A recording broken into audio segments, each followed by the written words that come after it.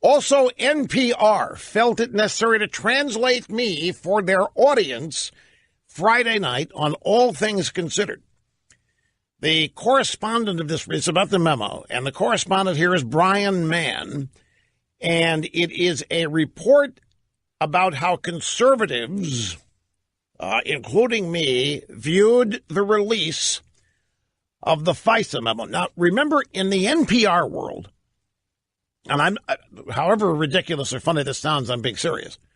In the NPR world, Trump colluded with Russia. Trump and Russia conspired. They did more than collude. They conspired to rig the election, to win it for Trump and to deny it from Hillary. And it's only a matter of time before Mueller reports this and impeaches Trump. That's the NPR mindset. That's the leftist mindset. That Mueller's getting the goods. It isn't going to be long. Mueller's going to have all the evidence. Nobody else can find it, but all of the facts will be presented, and the facts will be that Trump conspired with Putin to steal the election. This is what the left believes. So that's what you have to realize their world is as you listen to this little sound. Tune into most mainstream media. The debate over this memo sounded complex. It described a messy fight where the Russia investigation collided with government secrecy and transparency, where partisanship smacked up against the rule of law.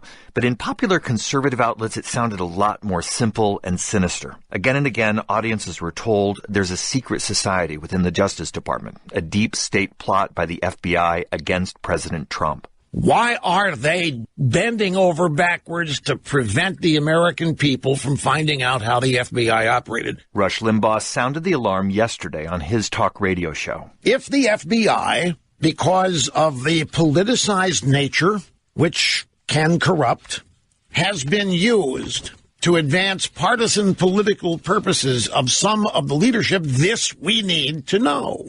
And it needs to be cleaned out. Now the memo is out, audiences will have a chance to decide for themselves. Did conservative media beat the drums for a distraction that doesn't bear up under scrutiny? Or have outlets like Fox and Rush Limbaugh helped raise even more troubling questions about the 2016 presidential election? You know, I'm sitting here wondering if NPR is going to continue this as a programming feature, translating me. I wonder if I should try to figure out when they're doing this and try to sound more like an NPR guy.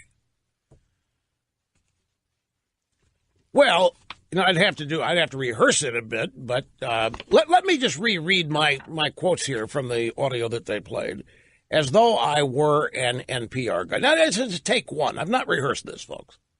I don't ever rehearse anything.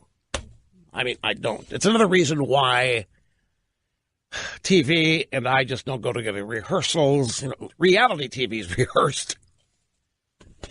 Reality TV is scripted just by non-union writers. It's only there. Okay. If the FBI, because of the politicized nature, which can, of course, corrupt, has been used to advance partisan political purposes of some of the leadership, this we need to know. And it needs to be cleaned out. That's just take one. But if they're going to use me and translate me, could I screw them up by sounding like them? So that the NPR listener would know the difference between the NPR person and me.